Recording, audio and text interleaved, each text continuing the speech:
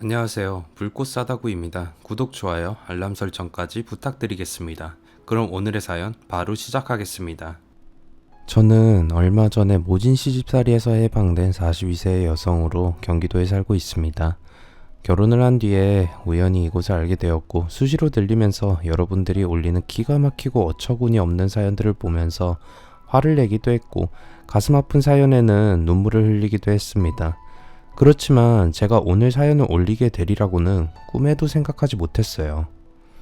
다른 분들이 시어머니와의 갈등이나 남편이나 시댁 식구들과의 갈등으로 힘들어하고 심지어는 너무 고통이 심해서 극단적인 선택까지 하려고 했다는 글을 읽고도 도대체 얼마나 힘들면 죽을 결심까지 했을까라고 생각하면서 남의 일로만 여겼는데 지금의 제 심정은 그때 읽었던 사연처럼 너무 처참하고 참담한 심정이라서 정말 죽고 싶은 생각이 들 지경이에요. 평화롭던 저의 결혼 생활을 지옥으로 만들어버린 사람은 바로 시어머니였습니다. 시어머니는 사람이 아니라 악마였어요. 며느리인 저의 영혼을 팔아서 자기 욕심을 채우려고 드는 악마 그 자체였습니다. 저는 시어머니에게 몸과 영혼, 그리고 가지고 있던 모든 걸 털리고 만신창이가 되어버렸어요. 시어머니 때문에 매일 지옥 같은 생활을 하던 저는 우연히 이곳을 알게 된 뒤로 자주 들리면서 다른 분들이 올린 글을 읽는 낙으로 살다가 문득 저처럼 모진 시집살이를 겪으면서도 가정을 깨지 않으려고 묵묵히 견디면서 이곳에 올라오는 글을 읽는 걸 유일한 위안으로 삼는 여러분들에게 제가 당했던 분하고 어처구니 없는 시어머니란 인간에 대한 기가 막힌 이야기를 들려드리고 싶다는 생각이 들어서 오늘 글을 올리게 되었습니다. 제 아버지는 택시 운전을 하셨어요. 운전을 업으로 삼는 가장을 둔 집안의 엄마들이 모두 그렇듯이 저희 엄마도 아버지가 일을 하러 나가시면 혹시라도 사고가 나지는 않을까 늘 마음을 졸이셨어요. 일을 마친 아버지가 밝은 얼굴로 웃으면서 집에 돌아오면 엄마는 비로소 마음을 놓으셨어요. 엄마는 아버지가 일하시는 택시회사의 격리 직원으로 근무하고 있었는데 아버지의 적극적인 구애로 결혼을 하게 되셨다고 해요. 엄마는 택시회사에서 크고 작은 사고를 내거나 당하는 기사들을 워낙 많이 봐서 절대 운전대를 잡는 남자와는 결혼하지 않을 거라고 생각하고 있었다고 합니다. 그런데 엄마에게 반한 아버지는 아침에 출근하면 엄마에게 커피를 주기도 했고 생일까지 알아내서 선물을 주면서 엄마의 마음을 끌어보려고 노력을 했다고 합니다. 하지만 엄마는 언제 어떤 사고가 날지 모르는 불안한 생활은 하지 않겠다고 마음을 굳힌 상태여서 아버지의 구애를 모른 척 했다고 합니다. 하지만 아버지는 포기하지 않고 한 달이 넘게 엄마에게 매달렸고 엄마도 10번 찍어서 안 넘어가는 나무 없듯이 사랑 앞에서 포기를 모르는 아버지의 고백을 받아들였다고 해요. 결혼 후에 엄마의 걱정과는 달리 아버지는 10년이 넘게 무사고로 택시 일을 하셨고 제가 초등학교 3학년 때는 그렇게 원하시던 개인 택시 면허도 가지게 되셨어요. 여보, 이제 고생은 끝났어. 내가 열심히만 하면 우리도 잘 살게 될 거야. 개인 택시 면허를 받은 아버지는 희망에 부풀어서 엄마에게 이제부터 고생시키지 않고 남부럽지 않게 잘 살게 해주겠다고 하셨답니다. 그렇지만 엄마의 바람은 오직 한 가지뿐이었어요. 여보, 나는 돈을 많이 버는 것보다는 당신이 무사하게 일할 수 있으면 그걸로 좋게 해. 그러니까 항상 조심, 또 조심해. 아버지가 개인 택시를 시작한 뒤로 저희 집안의 형편도 조금씩 나아졌어요. 그런데 불행은 언제나 생각도 못하고 있을 때 갑자기 찾아오는 법이라서 2년 뒤에 아버지는 큰 사고를 내게 되셨어요. 그날도 아버지는 평소처럼 아침에 일을 하러 나가려고 하셨는데 엄마가 걱정스러운 표정으로 아버지를 말렸다고 해요. 여보, 어젯밤 꿈자리가 너무 뒤숭숭하고 마음이 심란하네. 오늘은 그냥 일하러 나가지 말고 쉬어. 무슨 소리야. 한 푼이라도 더 벌어야지. 쓸데없는 걱정하지 말어. 내가 이래봬도 15년 무사고 경력을 자랑하는 베테랑이야. 아버지는 엄마의 걱정을 뒤로하고 일을 하러 나가셨는데 아침에 일을 하러 나간 아버지가 밤이 되어서도 돌아오지 않으셨어요. 엄마는 안절부절하지 못하고 아버지에게 아무 일이 없기만을 빌고 있었는데 엄마의 간절한 바람은 경찰서에서 걸려온 한 통의 전화로 깨지고 말았습니다. 아버지는 중앙선을 넘어서 맞은편에서 오던 승용차와 정면으로 충돌하는 대형 사고를 내셨고 지금 병원 영안실에서 안치되어 있다는 충격적인 소식이었어요. 엄마는 다리에 힘이 풀려서 그 자리에서 주저앉고 마셨어요. 엄마는 외삼촌에게 급히 연락을 했고 저와 엄마 그리고 외삼촌은 병원으로 달려갔습니다. 그리고 싸늘한 시신으로 누워있는 아버지를 보게 되었어요. 엄마는 제게 아버지의 시신을 보여주지 않으셨는데 영안실에 들어갔다 나온 엄마와 외삼촌은 한참 동안 복도에 주저앉아 서러운 눈물을 흘리셨어요. 경찰 관계자는 사고를 낸 아버지를 급히 병원으로 옮겼지만 워낙 크게 다쳐서 사망하셨다고 합니다. 다행히 사고를 당한 피해자는 많이 다치지는 않아서 엄마와 외삼촌은 사고를 당한 피해자에게 사과를 하고 보상을 하기로 합의를 했다고 합니다. 그런데 아버지의 장례를 준비하던 중에 뜻밖의 사실이 밝혀졌습니다. 아버지가 졸음운전을 하다가 중앙선을 넘어가서 사고를 낸 가해자인 줄 알았는데 다른 택시기사가 증인으로 등장하면서 상황은 완전히 반전이 되어버렸어요. 손님을 기다리면서 갓길에 서 있던 다른 택시기사가 사고 상황을 모두 봤다는 겁니다. 그는 장례식장을 찾아와서 엄마에게 모든 걸 말해주었습니다. 같이 택시를 모는 입장에서 남의 일 같지가 않아서 많이 고민하다가 나서게 되었어요. 사고를 당했다고 주장하는 그놈이 사고를 냈어요. 내가 보니까 분명히 음주였습니다. 택시기사는 경찰을 찾아가서 증언을 했고 아버지가 가입한 보험회사에서도 사고를 다시 조사하기 시작했습니다. 재조사 결과 죽은 자는 말이 없다는 걸 이용해서 사고를 낸 승용차 운전자가 아버지에게 모든 걸 뒤집어 씌웠다는 게 밝혀졌어요. 승용차 운전자는 펄쩍 뛰면서 부인했지만 경찰도 다시 조사를 하게 되었고 결국 승용차 운전자의 과실이 드러나자 보험회사는 그 사람을 상대로 소송을 했어요. 모두 택시기사의 증언이 결정적인 역할을 하게 되었습니다. 그리고 긴 소송 끝에 보험회사가 소송에서 이겨서 엄마는 승용차 운전자로부터 피해보상을 받게 되었어요. 죽은 자는 말이 없다지만 이제라도 아버지의 억울함이 밝혀져서 다행이란 생각이 들었습니다. 엄마는 보상금과 보험금으로 카페를 차려서 운영하면서 제 뒷바라지를 했습니다. 엄마가 카페를 운영하니 저는 대학을 다니면서 시간이 나는 대로 카페 일을 돕게 되었어요. 그러다 바리스타 자격증까지 딸 정도가 되었습니다. 대학 생활을 하면서 가장 기억이 남는 건 봉사활동 동아리에서 활동했던 겁니다. 처음에는 봉사활동 동아리에 가입해서 주말마다 고아원이나 복지시설을 찾아가서 봉사활동을 하는 친구를 따라다니다가 부모에게 버림받은 불쌍한 아이들이나 의지할 곳이 없는 어르신들을 도와드리는 일에 보람이 있다는 걸 알게 되었어요. 대학 2학년이 된 뒤로 동아리에 가입해서 본격적으로 봉사활동을 하게 되었어요. 그러니 자연스럽게 엄마의 카페 일을 도와드릴 수 없게 되었죠. 선미야, 너 요즘 뭘 하고 다니길래 주말마다 집에 붙어있지도 않고 카페에도 안 나오는 거냐? 엄마는 주말이 되면 어김없이 카페에 나와서 일을 거들던 제가 가게에 나오지 않자 왜 그러냐고 물으셨어요. 저는 봉사활동 때문에 카페 일을 도울 시간을 낼 수가 없다 했고 엄마는 좋은 일을 한다고 하셨어요. 그래, 요즘 세상은 서로 돕고 살아야 돼. 카페 일은 신경 쓰지 말고 좋은 일 많이 하고 다녀. 나중에는 전부 네 복으로 돌아올 거야. 그래서 저는 대학생활 내내 봉사활동에 몰두하면서 보내게 되었어요. 졸업을 하고 직장을 구한 뒤에도 대학 시절에 봉사활동 동아리에서 활동하다가 인연이 된 복지센터에서 주말마다 봉사활동을 나가게 되었습니다. 그러면서 복지센터에서 일하는 직원과 친해지게 되었어요. 나이는 저보다 2살이 많은 남성이었는데 그는 다른 직원들과는 뭔가 남다른 점이 있었습니다. 복지시설의 활동가들이나 직원들은 모두 정도의 차이는 있지만 나름대로 사명감을 가지고 자기가 맡은 일을 하고 있었는데 그는 자기가 가진 직업이라서 하는 말이 아니라 철저한 봉사정신을 가지고 있었어요.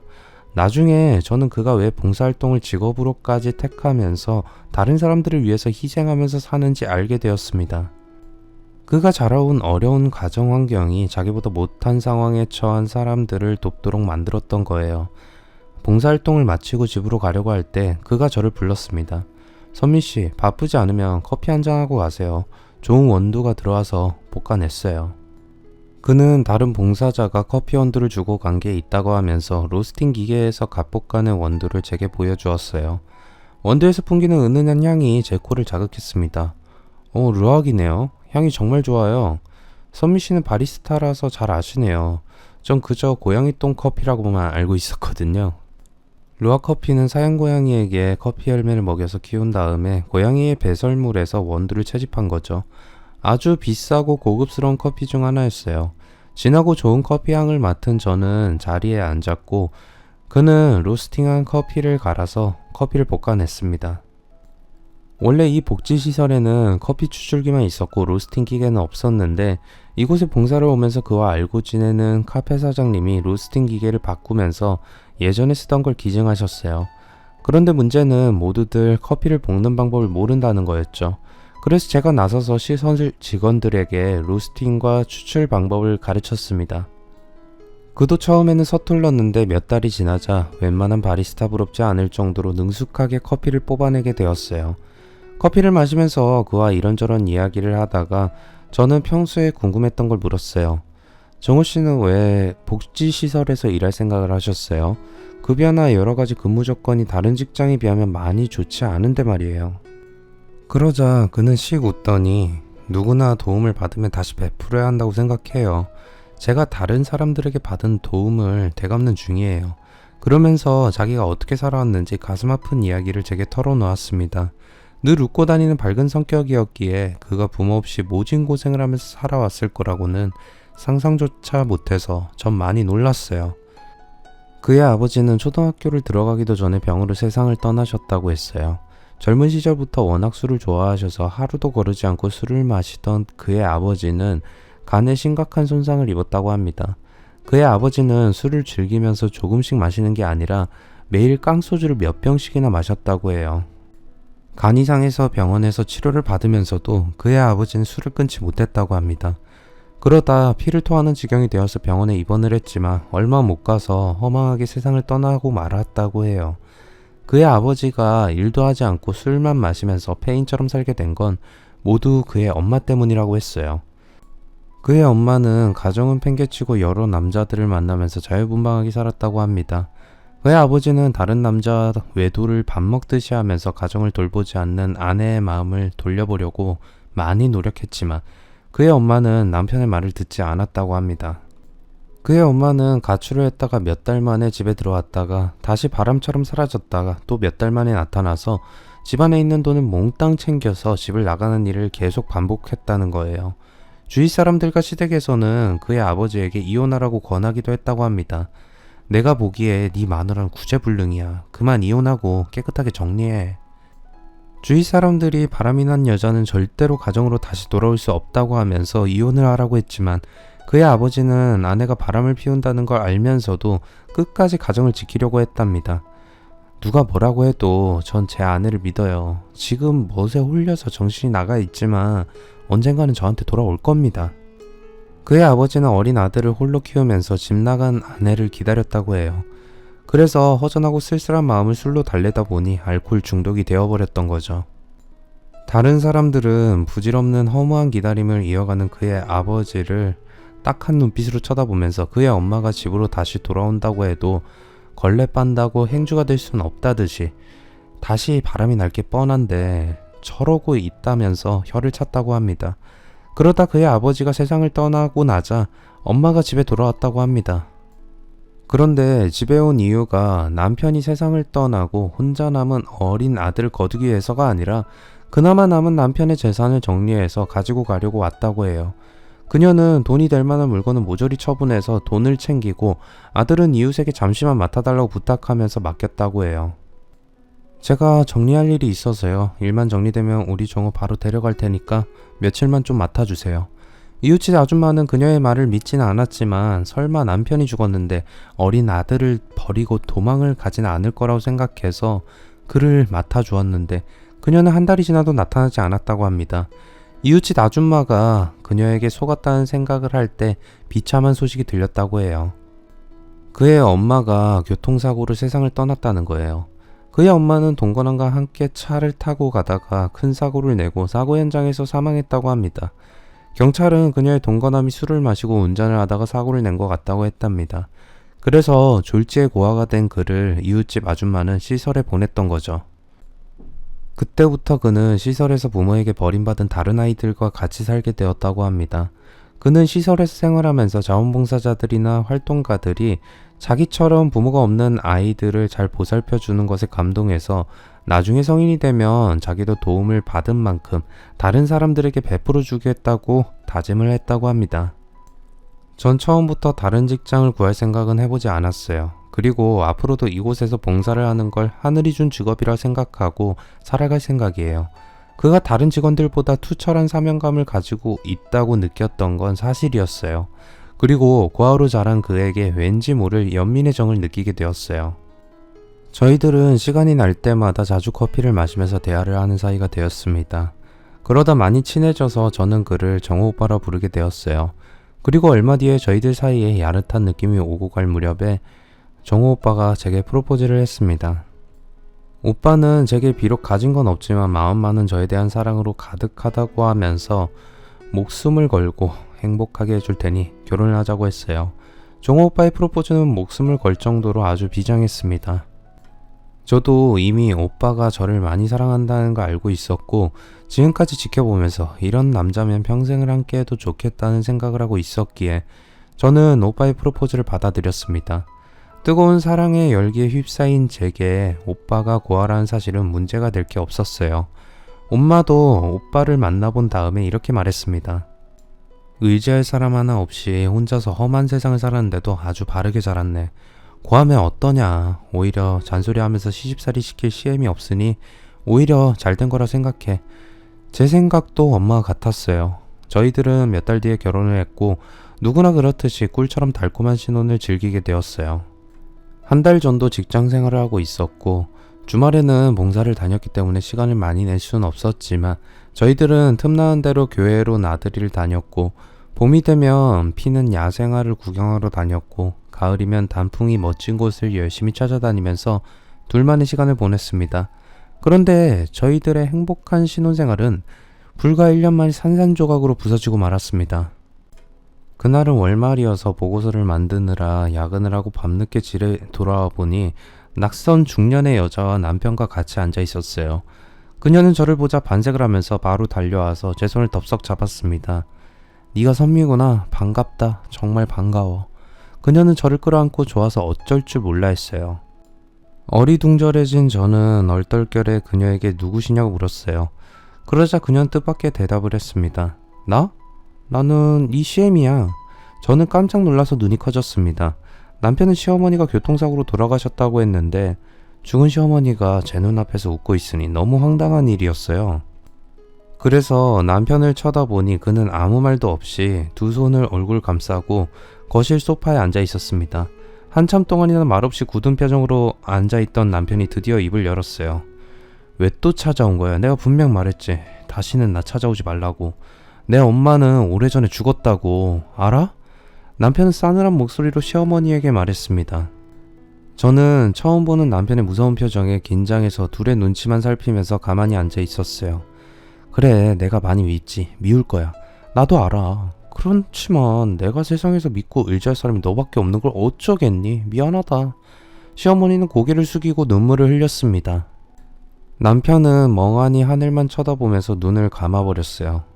정호야, 이제는 너하고 같이 살 생각이야. 이제 전부 정리하고 온 거야. 제발 나를 받아줘.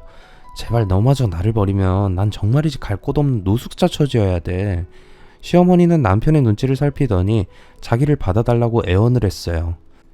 그리고 다시 한참의 침묵이 흐른 다음에 남편은 저를 안방으로 데리고 들어가더니 어처구니 없는 말을 했습니다.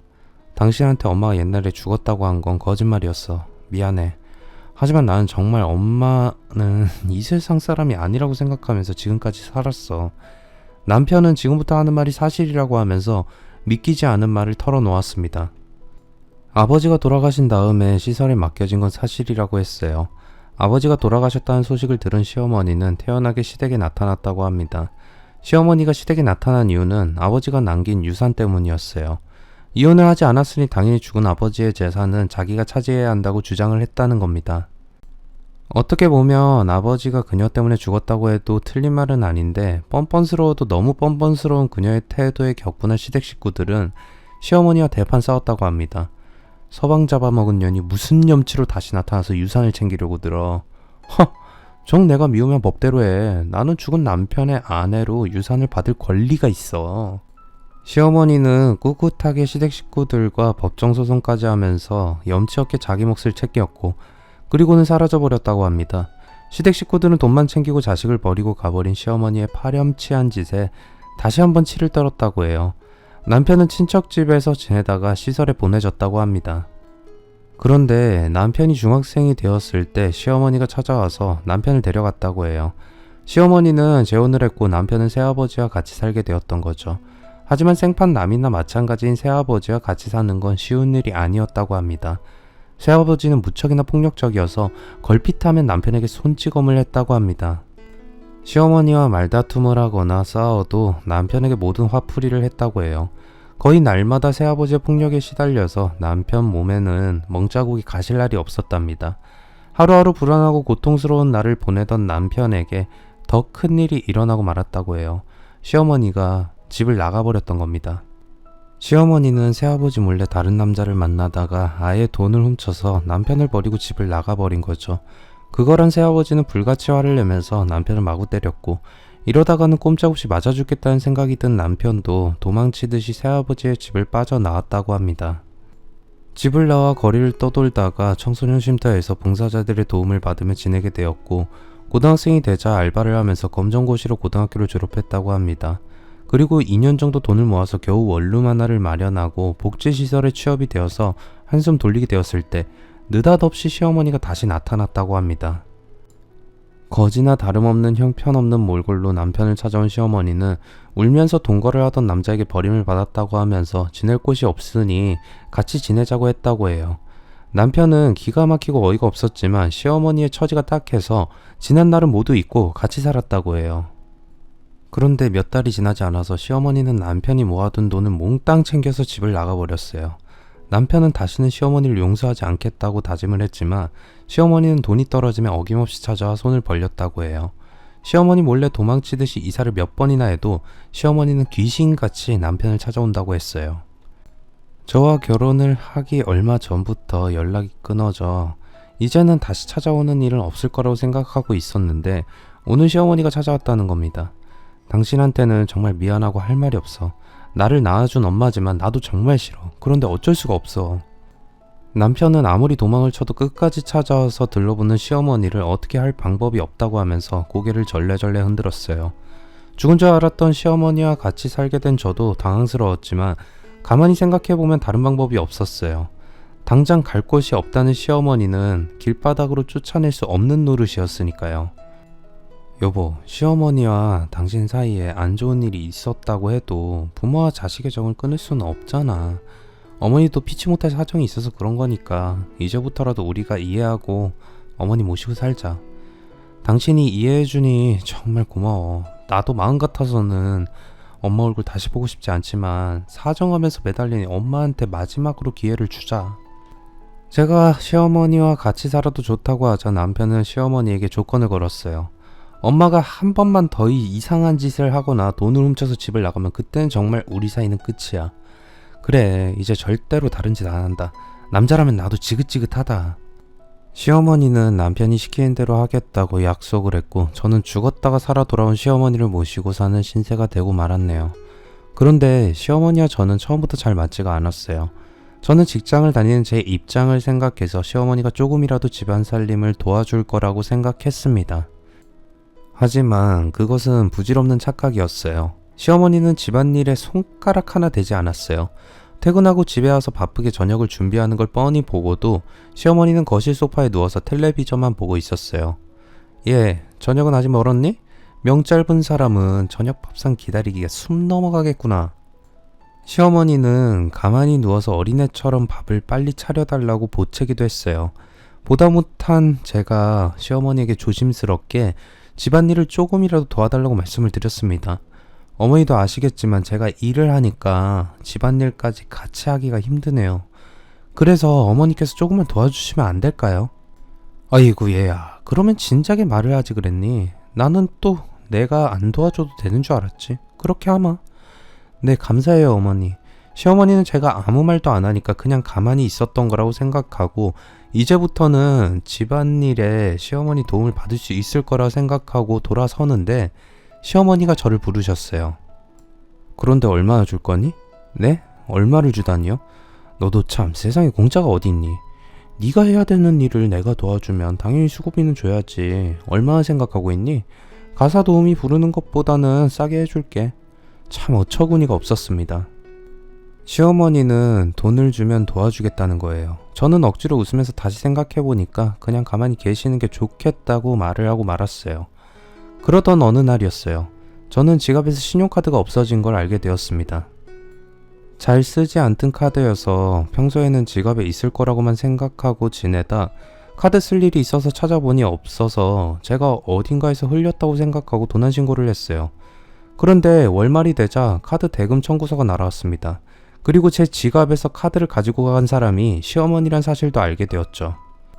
얘, 네가 카드 정지시켰니? 당장 풀어. 어머니, 왜 말도 없이 남의 카드에 손을 대세요? 뭐? 넌 우리가 남이라고 생각하니? 우리 한 식구야. 며느리가 시엠이 지갑 노릇하는 건 당연한 거야. 돈이 필요하시면 말을 하셔야죠. 함부로 가져가는 건 절도라고요. 이게 말이면 단 줄 알아. 너 지금 나를 도둑년으로 몰아세우는 거야? 그런 게 아니라 아무리 가족이라고 해도 말없이 돈을 가져가는 건 범죄라는 걸 말하는 거예요. 뭐? 그래 좋아. 그럼 경찰에 신고해라. 당장 신고해. 화가 난 시어머니는 제게 삿대질까지 하면서 욕을 하고 소리를 지르면서 난리를 피웠습니다. 저는 결국 시어머니에게 엄청나게 욕을 먹고 카드 정지를 풀어야 했고 그 카드는 시어머니가 쓰게 되었어요. 게다가 시어머니는 저를 통해서 친정엄마와 친해진 다음에 엄마에게도 엄청난 민폐를 끼쳤습니다. 시어머니는 수시로 엄마의 카페를 찾아왔다고 해요. 어휴, 사돈 카페가 아주 아담하고 예쁘네. 장사는 잘 되나요? 아, 네, 그럭저럭 괜찮아요. 어휴, 나도 이런 카페나 하나 하면서 살면 얼마나 좋을까. 시어머니는 자주 찾아와서 테이블을 차지하고 앉아서 일을 하는 엄마에게 말을 걸면서 귀찮게 했어요. 엄마는 신경 쓰이고 성가셨지만 사돈이라서 함부로 싫은 내색은 하지 못하고 시어머니가 하는 대로 내버려 두었다고 합니다. 나중에 시어머니는 자기 친구들을 떼거지로 끌고 와서 카페에서 개모임을 하기도 했다고 하네요. 좁은 카페에 대여섯 명의 아줌마들이 모여서 큰 소리로 떠들어대니 들어오려던 손님들도 그냥 발길을 돌렸습니다. 그런 일이 여러 차례 되풀이되자 참고 있던 엄마도 폭발하고 말았습니다. 사부인 해도 너무하시네요. 장사를 하는 가게에 사람을 때로 몰고 와서 몇 시간 동안이나 죽치고 앉아있으면 저는 어떻게 해요? 사돈지간에 그 정도의 편의도 못 봐준다는 게 말이 되나요? 사돈 그렇게 안 봤는데 정말 인정머리라고는 없이 야박하네요. 뭐예요? 야박한 게 누군데 지금까지 공짜 커피만 마셔놓고 무슨 말이 많아요? 그래서 나한테 주는 커피가 그렇게 아깝다는 거예요? 그래 아깝다. 아까워. 엄마와 시어머니는 감정이 상해서 서로 심하게 말다툼을 하셨고 시어머니는 그날부터 엄마의 카페에는 가지 않게 되었어요. 남편은 염치가 없고 뻔뻔스러운 시어머니에게 아주 쌀쌀맞게 대했지만 시어머니는 저와 남편이 어떻게 생각하든 신경도 쓰지 않았어요. 과거에 남편에게 저지른 잘못이 있는 시어머니는 돈이 필요하면 남편에게는 차마 말을 꺼내지 못하고 제게 다가와서 손을 벌렸습니다. 얘야, 50만원 좀 줄 수 있니? 이번 달 용돈은 벌써 드렸잖아요. 그런데 그게 내가 쓸 데가 좀 있어서. 어디에 쓰시려고요? 그런 건 묻지 말고 50만원만 줘. 나이 든 나도 사회생활이라는 게 있어. 저도 더 이상 묻지 않고 시어머니가 원하는 돈을 주었습니다. 그런데 예전과는 다르게 시어머니가 제게 돈을 요구하는 횟수가 점점 더 늘어났어요. 뭔가 이상하다는 생각이 든 저는 시어머니에게 돈을 어디에다 쓰는지 물었습니다. 그러자 시어머니가 얼마 전에 남자가 생겼다는 사실을 털어놓았습니다. 얼마 전에 친구 따라서 골프 연습장에 갔다가 알게 된 사업가야. 3년 전에 마누라 먼저 보내고 혼자 살고 있대. 친구가 다리를 놔줘서 몇 번 만났는데 보면 볼수록 사람이 너무 괜찮은 신사야. 시어머니는 그 사업가에게 푹 빠져 있었어요. 그래서 같이 골프도 치고 나들이도 다니다 보니 돈이 필요하다고 했습니다. 얼마 뒤에 시어머니가 제 회사 근처로 와서 전화를 하셨어요. 회사 근처 커피숍에 와 있으니 바쁘지 않으면 잠깐 내려오라고 했어요. 제가 가보니 시어머니는 점잖게 생긴 신사와 같이 앉아 있었습니다. 인사드려라. 내가 말했던 그분이야. 그 신사는 시어머니의 새로운 애인이었어요. 며느님이 인물도 좋고 아주 참하게 생겼어요. 신사는 웃으면서 제 외모 칭찬을 했습니다. 시어머니는 그 신사와 나란히 앉아서 손을 꼭 잡고 있었어요. 시어머니는 제가 앞에 앉아 있는데도 뭐가 그리 좋은지 그분의 어깨에 몸을 기대고 있었습니다. 시어머니는 제게 남편에게는 절대 비밀로 해달라고 했어요. 정호가 알면 노발대발 난리가 날 거야. 내가 그동안 남자 때문에 문제가 조금 있었잖아. 그러니까 걔한테는 절대 말하면 안 된다. 알겠지? 시어머니는 지금은 그분과 연애를 하는 사이이지만 조만간 때가 되면 그분과 동거를 하면서 살림을 합칠 생각이라고 하셨어요. 그때가 되면 남편에게 말할 테니까 당분간은 비밀로 해달라고 하셨어요. 저는 상사가 빨리 사무실에 들어오라고 전화를 해서 자리에서 일어섰고 그분은 제게 명함을 줬습니다. 명함에는 땡땡 컨설팅 대표이사라고 적혀 있었어요. 그날 집에 돌아오자 시어머니는 남편이 없을 때 저를 불러서 그분에 대해서 제 생각을 물었습니다. 만나보니까 어때? 인상도 좋고 멋지지 않니? 시어머니는 제가 좋은 말을 해주기는 대놓고 원했어요. 아, 네, 아주 멋진 분을 만나신 것 같아요. 이번에는 제발 잘 되셨으면 좋겠어요. 나도 제발 그렇게 되었으면 좋겠다. 남자를 몇 명이나 만났는데도 늘 뒤끝이 안 좋으니. 아휴, 무슨 팔자가 이 모양인지 모르겠네. 저는 시어머니와 약속한 대로 남편에게는 시어머니에게 새로운 남자가 생겼다는 걸 비밀로 했습니다. 그리고 한 달 뒤에 저는 카드 대출금 청구서를 받게 되었어요. 대출금이 청구된 카드는 시어머니가 계속 쓰고 있는 제 카드였습니다. 이제는 하다하다 카드로 대출까지 받은 겁니다. 저는 당장 시어머니에게 따졌어요. 어머니, 제가 드린 카드로 대출을 받으신 거 맞아요? 그게 돈이 급하게 필요해서 말이다. 그 카드는 어머니 용돈 삼아 쓰시라고 드린 거지 2천만 원이나 대출을 받으라고 드리는 게 아니잖아요. 저는 너무 속이 상하고 화가 나서 시어머니에게 소리를 질렀습니다. 시어머니도 자기가 저지른 짓이 뭔지를 알기에 고개를 숙이고 아무 말도 하지 못했어요. 시어머니는 대출을 받은 걸 비밀로 하려고 제 주민등록증을 몰래 가지고 가서 제 명의로 다른 휴대폰까지 개통했다는 사실도 알게 되었어요. 그래서 시어머니가 대출을 받았다는 사실을 제가 모르고 있었던 겁니다. 얘야, 너한테 말도 없이 대출을 받은 건 잘못했다. 하지만 대출금은 내가 책임지고 갚아주마. 그러니 넌 아무 걱정 말고 있거라. 조사장도 확실히 약속했어. 저는 그 말을 듣는 순간 시어머니에게 대출을 받자고 꼬드긴 사람이 조사장이라는 시어머니의 동거남이라는 걸 알게 되었어요. 그럼 조사장님이 어머님한테 대출 받아달라고 한 거네요. 제 말을 시어머니는 자기가 말실수를 했다는 걸 깨닫고 급히 변명을 늘어놓았습니다. 뭐 그렇긴 한데 꼭 그런 건 아니다. 조사장이 사업자금이 모자란다고 해서 내가 나서서 도와준 거야. 조사장은 아무 상관없으니까 쓸데없이 오해는 하지 말아라. 말은 이렇게 했지만 시어머니의 표정을 살펴보니 분명히 조사장이 시어머니 뒤에서 배후 조종을 하고 있다는 확신이 들었어요. 시어머니는 저를 달래기 위해서 각서를 쓰겠다는 말까지 했습니다. 내가 대출금 확실하게 갚는다는 각서를 쓸게. 그러면 됐지? 그러면서 시어머니는 남편에게는 대출에 대한 것도 비밀로 해달라고 간곡하게 부탁을 했어요. 저는 시어머니의 입장을 고려해서 모른 척하고 있기로 했습니다. 그 뒤로 시어머니는 지은 죄가 있으니 매사에 제 눈치를 보면서 제 비위를 맞추려고 애를 썼습니다. 그리고 시어머니가 조사장과 동거를 시작했다는 사실도 알게 되었어요. 시어머니는 남편 몰래 조사장과 동거를 시작했던 거죠. 저는 시어머니에게 이제는 남편에게도 동거 사실을 알리자고 했어요. 하지만 시어머니는 아직 때가 아니라는 말을 했어요. 아니야, 정호는 내가 자식까지 팽개치고 바람을 피우고 다니는 몹쓸 여자로 생각하고 있어. 사실 그것 때문에 정호한테 마음의 상처를 준 것도 사실이잖니. 그러니 지금은 조용히 입 다물고 있어라. 나중에 내가 다 말아마. 그래서 시어머니가 조사장의 집으로 들어간 사실을 숨기고 남편에게는 시어머니가 시킨 대로 거짓말로 둘러댔어요. 남편 잃고 혼자 사는 시어머니 친구가 외롭다고 같이 살자고 해서 그 집에 들어가서 살기로 한 거죠. 어쨌든 시어머니가 집에 없으니 저는 살 것 같았어요. 집에 있어도 도움이 되기는커녕 집만 대고 신경 쓰이던 시어머니가 없으니 너무 좋았어요. 그런데 문제가 생겼습니다. 카드 대출금은 자기가 책임지고 갚겠다고 약속하고 각서까지 썼지만 시어머니는 대출금 이자와 원금을 갚아야 할 때마다 오리발을 내밀거나 당장은 돈이 없다고 하면서 배째라는 식으로 나와서 저를 열받게 만들었어요. 며칠만 기다리면 준다고 하잖아. 그러니까 일단 네가 좀 해결해라. 어머니, 저한테도 여유가 없어요. 매달마다 어머니 용돈 드리는 것도 빠듯한 형편이란 거 아시잖아요. 그러니 대출금은 어떻게 해서라도 해결해 주세요. 내가 안 준다고 했어? 조금만 기다리라고 하잖아. 조사장 사업이 곧 잘 풀릴 거야. 그러면 그까지 대출은 한 번에 해결할 수 있어. 차일피일 핑계를 대면서 미루기만 하니 울며 겨자 먹기 식으로 제가 대출금을 매달 해결해 나가야 했어요. 그리고 몇 달 뒤에 친정엄마가 병원에 입원을 하게 되었어요. 계단을 내려오다가 발을 헛디뎌서 구르는 바람에 엉덩이와 허리를 심하게 다치셔서 관절에 핀을 박는 수술까지 받게 되셨어요. 그러자 엄마는 이참에 회사를 그만두고 카페를 물려받으라고 했습니다. 어차피 카페는 너한테 주려고 생각했던 거니까 회사는 그만두고 카페를 맡아라. 나는 병원에서 나가도 집에서 쉬어야지 일을 하지 못할 것 같아. 저는 엄마의 말대로 회사를 그만두고 카페를 물려받았습니다. 그러자 시어머니가 다시 카페에 나타났어요. 그런데 시어머니의 태도가 전과는 아주 달랐어요. 제가 시키지 않아도 카페 일을 도와주는 겁니다. 제가 그러지 말라고 해도 시어머니는 알아서 일을 했고 일당을 챙겨주려고 해도 받지 않았어요.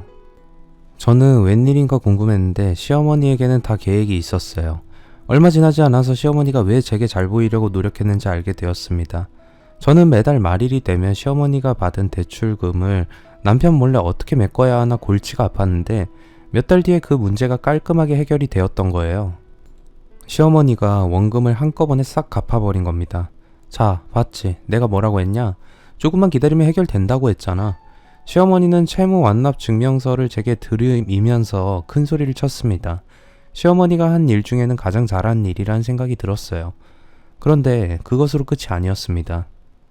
시어머니는 뜻밖의 말을 했어요. 카페를 담보로 대출을 받아서 주사장이 사업에 투자를 해달라는 거예요.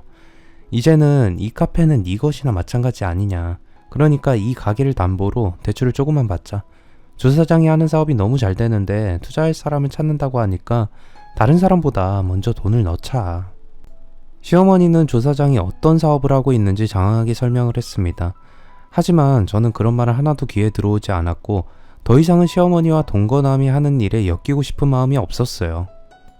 어머니, 죄송한데요. 이 카페는 아직 제 것이 아니에요. 그래서 대출을 받으려면 친정엄마의 허락을 받아야 돼요. 그러니까 어머님이 제 엄마를 만나서 설득해보세요. 사실 저는 카페의 명의도 제 앞으로 바꿨지만 시어머니에게 거짓말을 했어요. 그러면 시어머니가 더 이상 대출을 받아서 투자를 하자는 말은 하지 않을 거라고 생각했습니다. 그런데 시어머니와 동거남 조사장은 한 번 찍은 목표는 포기하지 않았어요. 며칠 후에 조사장이 시어머니와 같이 카페를 찾아왔어요. 내가 등기부를 확인해보니 이 카페는 선미 네 앞으로 되어 있더구나. 물론 대출을 받아서 투자하라고 하니 망설여지는 게 당연한 일이라는 거 잘 안다. 그렇지만 내가 하는 말을 조금만 들어보고 결정해라.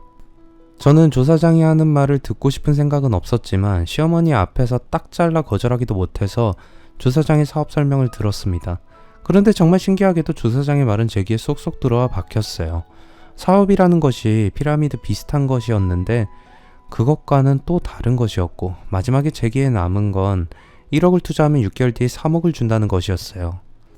지금 생각해보면 웃음밖에 안 나오는 헛소리였지만 그때 저는 못에 홀린 것처럼 조사장에게 1억을 투자하기로 결정을 했어요. 그때까지 저는 보이스피싱이나 피라미드 사기에 걸려들어서 패가망신하는 사람들을 볼 때마다 그런 바보 같은 짓을 어떻게 하냐고 비웃었는데 제가 보기 좋게 당했던 겁니다. 사람을 속이는 사기꾼들은 상대방의 마음을 파악하고 읽어내는 특별한 능력을 가진 것 같았어요. 조사장이 바로 그런 사람이었어요. 불과 1시간 만에 저는 조사장의 말을 믿게 되었고 투자 계약서까지 저도 모르게 써버리고 말았어요. 그리고 가게를 담보로 대출을 받아서 1억을 마련하려고 은행을 찾아갔습니다. 담당 직원을 만나서 담보대출에 필요한 절차를 진행하고 있는데 바로 옆 창구를 찾아온 손님과 직원이 하는 말을 듣고 저는 등골이 서늘해질 정도로 놀라고 말았습니다.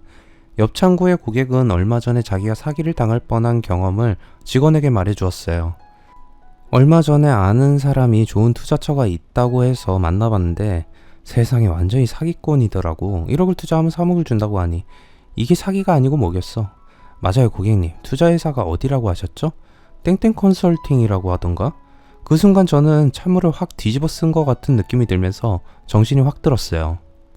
저는 대출 진행을 취소하고 당장 남편을 찾아갔습니다. 그리고 지금까지 비밀로 하고 있던 일들을 모두 말해주었어요. 남편은 심각한 표정으로 제 말을 들은 다음에 저와 같이 경찰서를 찾아갔고 조사장을 사기 혐의로 고발을 했습니다. 그리고 남편은 시어머니를 찾아가서 불같이 화를 내면서 따졌습니다. 남자가 그렇게 좋아? 이제 사기꾼 같은 놈한테 홀려서 며느리한테까지 피해를 주려고 들어?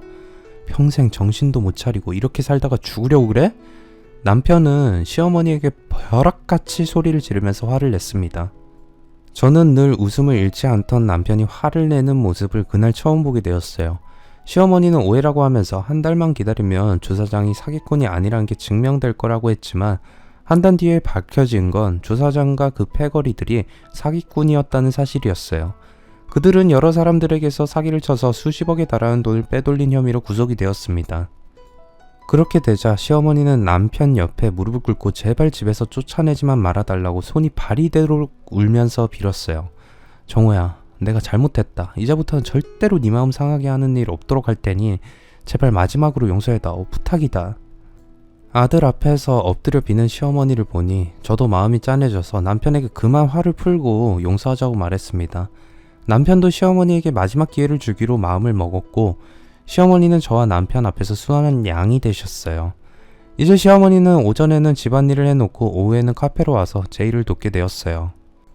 언제까지 갈지는 모르겠지만 지금의 시어머니는 예전에 뻔뻔스럽고 이기적인 모습을 버리고 완전히 새 사람이 되셨어요. 남편은 시어머니에게는 절대로 돈을 주지 말라고 했지만 저는 시어머니에게 남편 몰래 용돈을 얼마씩 드리고 있습니다. 그것이 제가 며느리로서 해드릴 수 있는 최선이라고 생각합니다. 두 번째 사연입니다. 서울에서 아들을 키우고 있는 43세의 직장 여성입니다. 대학 졸업 후 청운의 꿈을 안고 사회에 첫 발을 내디딘 제게 세상의 쓴맛을 제대로 느끼게 해준 여자가 있었습니다. 오늘 제가 사연을 올리는 이유도 바로 그녀 때문입니다. 그녀는 저의 직장생활뿐만 아니라 가정생활까지 뒤흔들었습니다. 그녀 때문에 오해를 받은 저는 남편과 이혼을 할 위기를 겪기도 했습니다. 그녀는 제가 만났던 여성들 중에서도 가장 질투심이 많고 이기적이며 교활하기까지 한 여자였어요. 지금은 7년이 넘는 시간이 지나서 아무렇지 않게 그때의 일을 떠올릴 수 있지만 그때는 거짓말이 아니라 그녀와 마주치는 것만으로도 저는 심장이 마구 뛰면서 호흡이 거칠어졌어요. 그만큼 저는 그녀를 두려워하고 무서워했어요. 여러분들이 그녀가 제게 저지른 파렴치한 짓들을 알게 되면 제가 느꼈을 억울함과 분노를 넘어서 공포를 절감하실 거라고 생각해요. 그녀와 저 사이에 있었던 기막힌 일들은 제가 이곳에서 본 다른 어떤 사연보다 어이가 없는 것이라고 생각해서 오늘 이곳에 올리게 되었습니다. 엄마의 말에 따르면 저는 지독하게 운이 좋은 편이라고 했어요. 죽을 고비를 2번이나 무사히 넘겼으니 확실히 운이 좋다고 봐야 할 거예요. 엄마가 저를 임신하고 3개월이 되었을 때 엄마는 교통사고를 당하셨다고 해요. 엄마가 타고 있던 택시가 신호위반을 하고 교차로를 지나가다 신호를 받고 오던 차와 부딪혔다고 해요. 그 충격으로 엄마는 엄청나게 하혈을 하셨다고 합니다. 병원에서는 태아가 유산이 될 가능성이 매우 많다고 했답니다. 엄마도 저를 잃더라도 어쩔 수 없는 일이라고 생각하고 있었는데 기적적으로 저는 무사했다고 하네요. 두 번째는 저도 어렴풋이 기억이 납니다. 초등학교 2학년 때 저는 머리가 아프고 열이 심하게 난 적이 있었어요. 엄마는 그냥 감기라고 생각해서 며칠 앓다가 나을 거라고 생각하셨답니다. 그런데 사흘이 지나도 열이 내려가지 않고 머리는 더 심하게 아팠어요. 그래서 병원에 갔는데 뇌수막염이라고 했답니다. 깜짝 놀란 엄마는 제가 죽을 병에 걸렸다고 생각했는데 의사는 뜻밖의 말을 했다고 합니다. 뇌수막염이긴 하지만 지금은 거의 나아서 특별히 약을 먹을 필요는 없겠어요. 감기라고 생각하고 내버려둔 동안 뇌수막염이 자연스럽게 치료되었다고 했어요. 다른 애들 같았으면 고열과 두통으로 어지럼증이 오거나 심하면 의식을 잃고 쓰러질 수도 있었지만 저는 약 한 번 먹지 않고 병을 이겨냈던 거죠. 그 뒤에도 학교를 다니면서 철봉에 거꾸로 매달렸다가 머리부터 땅에 떨어졌는데도 약간의 긁힌 상처만 있고 멀쩡했어요. 선생님은 혹시 충격으로 뇌를 다쳤을지 모른다고 생각해서 병원으로 가서 정밀검사를 받았지만 멀쩡했어요. 고등학교 때는 수학여행을 가서 식사를 한 뒤에 저희 반 아이들이 집단으로 식중독을 일으켰을 때도 저만 멀쩡했어요. 제가 운이 좋았던 반면 제 아버지는 지독하게 운이 없는 분이셨어요.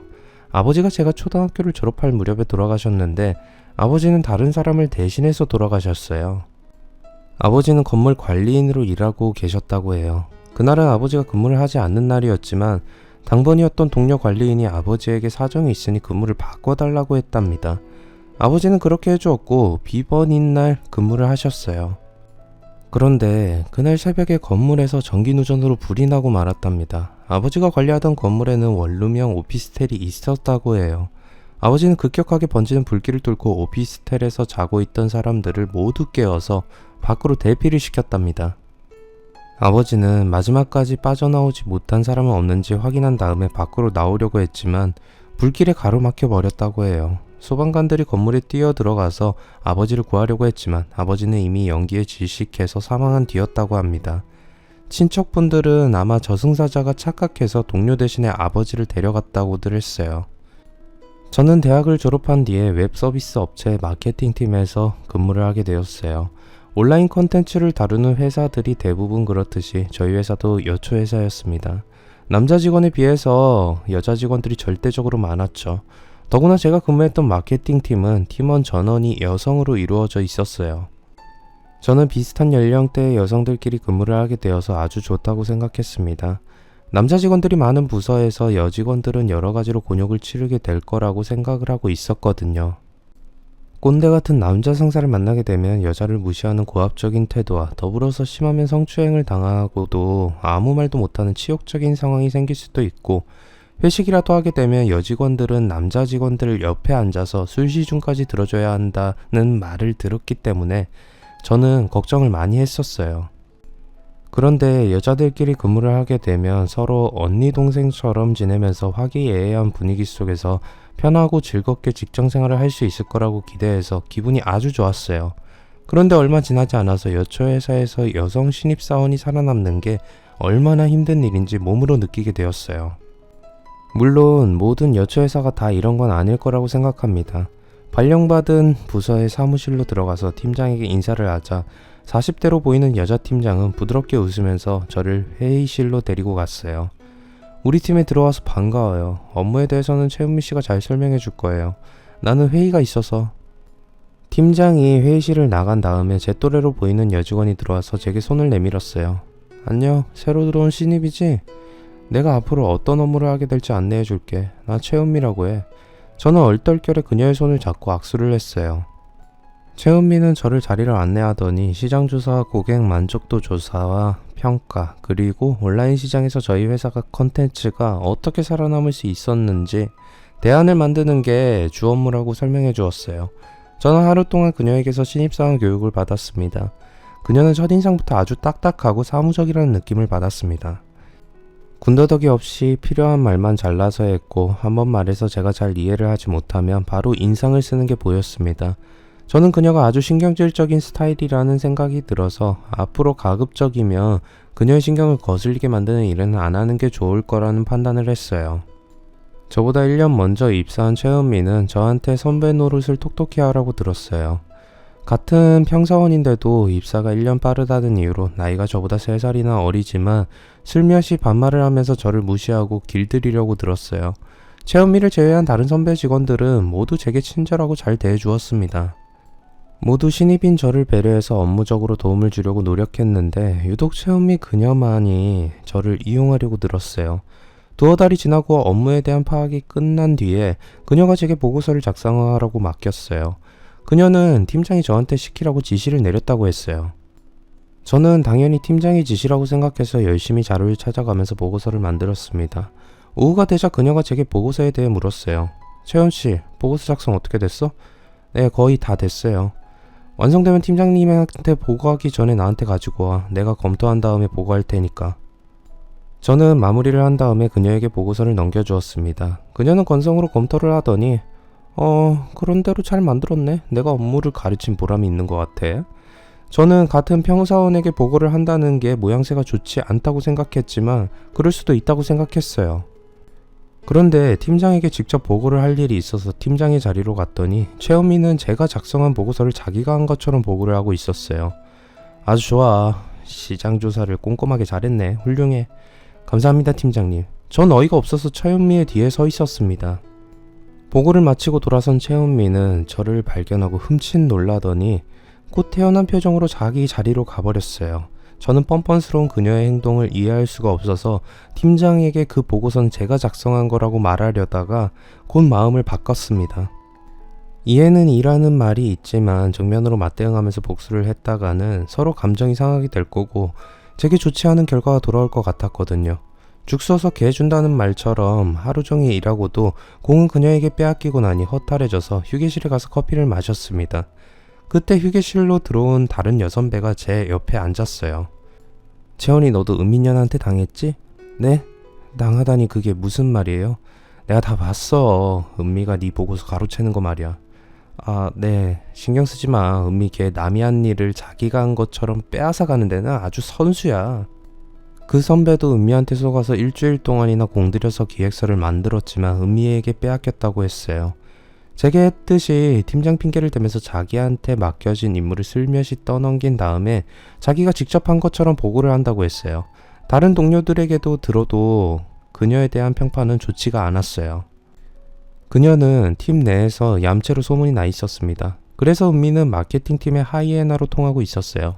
다른 동물이 사냥한 먹이를 가로채가는 하이에나. 은미에게 잘 어울리는 별명이란 생각이 들었어요. 그녀는 업무적인 것뿐만이 아니라 일상적인 회사 생활에서도 저를 걸고 넘어지면서 아무것도 아닌 일로 시비를 걸었어요. 5분만 늦게 출근을 해도 그녀는 도끼눈을 뜨고 저를 탕비실로 불러서 주의를 주었습니다.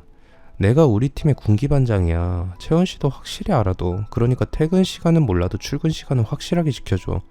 그런데 다른 선배들에게 물어보니 저희 팀 내에 군기반장은 없다고 했어요. 아마 채은미는 팀 내에서 제가 가장 만만해서 항상 저를 걸고 넘어지면서 스트레스를 푸는 것 같았어요. 몇 달이 지나는 동안 같은 평사원인데도 다른 선배 직원들과는 다르게 제게 고압적인 자세를 보이는 채은미를 더는 두고 볼 수 없어서 저는 조용히 그녀를 탕비실로 불렀습니다. 계속 이런 식으로 지내다가는 그녀에게 항상 당하기만 할 것 같아서 확실하게 선을 그어두려고 했어요. 뭐야, 바빠 죽겠는데 무슨 일이야? 그녀는 저를 보자 바빠 죽겠는데 왜 불렀냐고 짜증부터 냈어요. 저는 정색을 하고 차분하게 말했습니다. 채은미씨, 앞으로 제게 반말을 하지 않았으면 해요. 아무리 입사 선배지만 나이도 저보다 어린데 매번 반말을 하니 듣기에 무척 거슬리네요. 그리고 업무 외에 사적인 걸로 지적질을 안 했으면 합니다. 안 그러면 팀장님한테 보고해서 지시대로 하겠어요. 제 말을 들은 최은미는 얼굴이 발갛게 달아올랐어요. 화났거나 수치스럽고 부끄러워서였을 겁니다. 저는 후자였을 거라 생각해요. 알았어요. 앞으로는 조심할게요. 그러니까 팀장님한테 말하지 말아줘요. 그녀는 이렇게 말한 다음에 탕비실을 나가버렸습니다. 저는 속이 다 시원했고 이제야 그녀와 껄끄러운 관계가 잘 풀릴 거라고 순진한 생각을 했습니다. 하지만 그것은 저의 치명적인 실수였어요.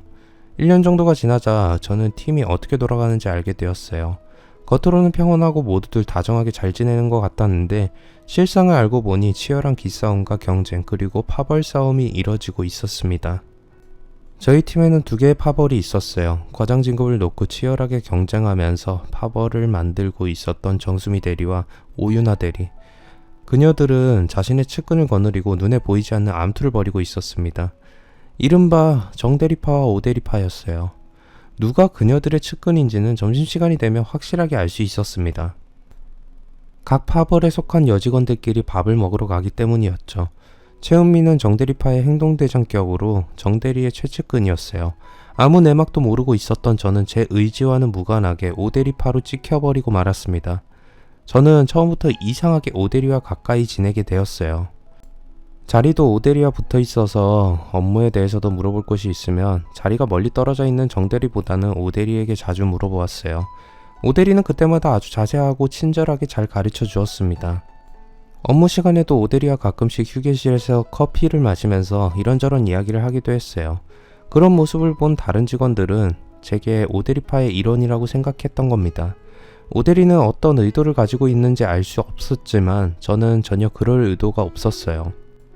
그러니 점심시간이 되면 오대리의 측근들은 자연스럽게 제게 같이 가자고 불렀고 어쩌다 제가 정대리 일행과 같이 가려고 하면 최은미는 채원씨는 오대리하고 늘 붙어 다니더니 오늘은 웬일로 우리한테 빌붙으려고 해요? 내 빌붙다뇨? 전 그냥... 제가 오해라고 제 입장을 말하려고 했지만 정대리는 제 말을 잘라버렸어요. 됐어. 저기 오대리가 채원씨 기다리네. 가봐. 이렇게 두 파벌은 마치 조폭들이 이권 다툼을 하듯이 서로 치열하게 경쟁하면서 상대 파벌을 제압하려고 회의를 할 때도 서로 불꽃 튀는 신경전을 벌이고 있었어요. 그래서 물과 기름처럼 서로 섞일 수 없는 두 세력은 팽팽하게 맞서고 있었습니다. 팀장도 모든 걸 알고 있었지만 전혀 신경을 쓰지 않았어요. 힘이 없는 허수아비 팀장인 탓도 있었지만 서로 간의 경쟁은 팀에 긍정적인 효과를 낸다고 생각하는 것 같았어요. 팀의 실세는 2명의 대리였고 그녀들은 서로 매일 힘겨루기를 하듯이 부하 직원들을 이용해서 파워게임을 하기도 했어요. 저도 오대리와 친하다는 이유만으로 정대리에게 찍혀서 호된 경험을 하게 되었어요. 저는 팀장의 지시로 정대리와 함께 프로젝트를 진행하게 되었습니다. 정대리는 다음날 아이디어 회의를 하자고 해놓고 정작 회의 자료를 제게 주지 않았어요. 저 정대리님, 회의 자료는 언제 주실 건가요? 곧 줄게. 조금만 기다려. 아직 정리하는 중이야. 저는 정대리의 말만 믿고 오후 내내 기다렸지만 그녀는 회의 자료도 주지 않고 퇴근을 해버렸어요. 그렇다면 내일 오전에는 회의 없을 거라고 생각하고 퇴근을 했습니다. 그런데 새벽 1시에 톡이 왔어요. 저는 잠에서 깼지만 귀찮아서 확인을 하지 않으려다가 누가 보낸 건진 봤습니다. 톡은 최은미가 보낸 것이었고 내용은 내일 아침 아이디어 회의에 참고할 자료들이었어요. 세상에, 오전 9시에 회의할 내용을 새벽 1시에 보낸 겁니다. 이건 누가 봐도 고의적인 것이었죠. 가만히 생각해보니 프로젝트에 참가한 멤버들은 저를 제외하고 모두 정대리의 측근들이었어요. 그녀들은 전날 벌써 자료를 공유해놓고 일부러 저한테만 자료를 새벽에 보내서 골탕을 먹이려고 하는 것이었죠. 저는 화가 치밀어 올랐지만 이대로는 당할 수 없었습니다. 저는 세수를 하고 졸음을 쫓아가면서 밤을 새워서 자료를 모두 검토했어요. 그리고 추가적으로 대안을 마련해서 회의에 대비했어요. 그래, 나를 골탕 먹이겠다고? 어디 마음대로 되는지 보자. 저는 이를 악물고 비장한 각오로 회사로 출근했습니다. 9시가 되자 회의실로 모이라고 정대리가 말을 했어요. 그런데 회의가 시작되자 저는 넋이 빠져버렸습니다. 회의 주제는 제가 최은미에게서 톡으로 전달받은 내용이 아니라 전혀 다른 것이었어요. 회의를 하는 동안 다른 멤버들은 미리 준비한 자신의 생각을 말했고 제 차례가 되자 정대리는 방긋이 웃으면서 자, 채원씨는 어떤 대안을 마련했는지 말해봐요. 저는 아무 말도 할 수 없었어요. 죄송합니다. 회의 내용을 전달받지 못했습니다. 그러자 정대리는 은미를 쳐다보았습니다. 아니에요. 저는 분명 전달했어요. 네, 받기는 했지만 그건 다른 내용이었어요. 제가 억울하다는 듯이 항변하자 정대리는 짜증 섞인 목소리로 변명 그만해요. 아무리 내용이 바뀌었다고 해도 2년을 넘게 일했으면 기본적인 생각은 있어야 할 거 아니에요.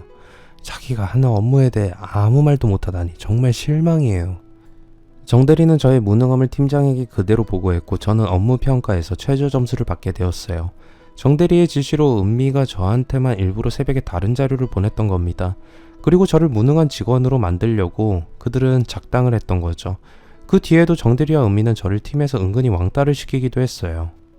여성들만 있다 보니 저희 팀에는 여러 가지 근거 없는 소문들이 떠돌았습니다. 누군가에게 너만 알고 있어 라고 한 다음에 뭔가를 말하면 10분 내로 팀원 전체가 모두 알게 되었어요. 그런데 은미가 저에 대한 이상한 소문을 만들어서 다른 부서의 직원들에게 퍼뜨리고 다니는 걸 알게 되었어요. 은미가 다른 부서의 여직원에게 저에 대한 터무니없는 거짓말을 하는 걸 직접 듣고 바로 경고를 했어요. 은미는 어처구니 없게도 제가 정신과 치료를 받고 있는 정신병자라는 말을 한 겁니다. 정말 어처구니가 없었어요. 저는 한 달 전에 업무적으로 스트레스가 심해서 번아웃 증상을 겪게 되었어요. 가만히 있어도 지쳤고 아무것도 하고 싶은 생각이 나지 않았어요. 그냥 두면 우울증으로 번질 수 있다는 생각이 들어서 업무 시간에 잠깐 외출을 해서 정신과 상담을 받고 왔어요. 상담을 마치고 오자 은미는 어딜 갔다 왔냐고 물었고 저는 별 생각 없이 정신과 상담을 받고 왔다고 했습니다. 그때 은미는 눈이 동그래지면서 놀랐어요. 저는 그냥 상담을 받고 왔다고 했는데 은미는 저를 중증 정신질환자로 둔갑시켜버렸던 거죠. 몹시 화가 났던 저는 은미와 소리를 지르면서 대판 싸우게 되었어요. 놀란 팀장이 달려와서 말리는 바람에 저는 겨우 진정을 했습니다. 몇 달 뒤에 본격적인 인사이동 시기가 되자 두 파벌의 싸움은 극에 달하게 되었어요. 지금의 팀장은 부장으로 승진해서 경영본부로 갈 것이 확실하다고 했어요. 그래서 정대리와 오대리 중에 과장이 되는 사람이 저희 부서의 팀장이 될 거라고 했어요. 그러니 이번 인사이동은 두 사람에게는 사활이 걸린 중요한 일이었어요. 팀장은 인사이동 전에 있는 마지막 업무평가의 자료로 기획안을 제출하라고 정대리와 오대리에게 지시를 했어요. 그리고 누구의 기획안을 채택할 것인가 두고 둘은 팀장 앞에서 말싸움을 하면서 한치의 양보도 하지 않고 신경전을 펼쳤습니다. 기획안이 채택이 되면 당연히 인사고과에서 높은 점수를 받을 수 있어서 승진에 유리했기 때문이죠. 팀장도 둘 중 한 명의 손을 들어주기가 곤란해지자 팀원들의 투표로 결정하겠다고 말했어요. 그런데 이상하게 저의 결정이 기획안 채택을 결정하게 되었어요. 왜냐하면 정대리의 측근과 오대리의 측근이 정확하게 반반이었기 때문입니다. 그러자 두 파벌은 저를 끌어들이려고 필사적으로 로비를 했어요. 평소에 저만 보면 눈을 치뜨고 노려보면서 시비를 걸던 은미도 웬일인지 부드러운 미소를 보였어요. 정대리는 제게 커피까지 사주면서 한 표를 부탁했어요. 하지만 저는 오대리의 기획안에 손을 들어주었습니다. 저는 누구에게 치우치지 않고 객관적으로 기획안의 내용만 보고 판단을 했어요. 그 덕분에 오대리가 과장으로 승진하게 되었어요. 그때 저는 굳은 표정으로 저를 노려보는 은미의 눈빛을 느끼게 되었어요. 그리고 몇 달 뒤에 정대리가 임신을 하면서 회사를 그만두게 되었어요. 리더가 사라진 정대리파는 자연스럽게 해체가 되었고 파벌 싸움은 거의 없어지게 되었죠. 나중에 한 사실이지만 정대리가 승진해서 탈락한 건 결정적으로 그녀가 유부녀였고 곧 애를 가질 계획이라는 사실 때문이었다고 하네요. 이제 더 이상 파벌을 나눠서 신경전을 벌일 필요가 없는데도 제게 앙심을 품은 은미는 여러 가지로 끈질기게 저를 괴롭혔습니다. 직장의 같은 부서 안에서 마음에 들지 않는 동료를 매일같이 보면서 일을 한다는 건 누구에게나 힘든 일이에요. 하지만 몇 년이 지나자 저는 은미가 저에 대해서 무슨 헛소문을 퍼뜨리든 어떤 일로 시비를 걸든 신경 쓰지 않기로 했어요. 제게 주어진 일을 하는 것만 해도 벅찬데 저보다 어린 선임에게 개인적인 감정으로 시비를 거는 것까지 상대해줄 여력이 없었거든요. 제가 무슨 짓을 하든 철저하게 무시하는 태도를 취하면서 반응을 보이지 않자 재미가 없어졌는지 은미는 저를 크게 건드리지 않았어요. 그렇게 일만 하면서 5년이란 시간이 훌쩍 지나가 버렸고 제가 대리로 승진을 하게 되었어요. 원래는 저보다 1년 선임인 은미가 대리로 승진하는 게 순서상 맞았지만 은미에 대한 업무 평가 평판이 좋지 않아서 탈락하고 제가 승진하게 되었어요. 그런데 제가 대리가 되자 은미의 질투와 시기심이 폭발해서 제 신경을 다시 건드리기 시작했어요. 은미는 자기가 승진해서 탈락한 게 모두 저 때문이라고 생각해서 안갚음을 하려고 들었어요. 자기가 일을 제대로 하지 않아서 탈락한 걸 저한테 덮어 씌우려고 드니 저도 이번에는 가만히 당하고 있을 수는 없었습니다.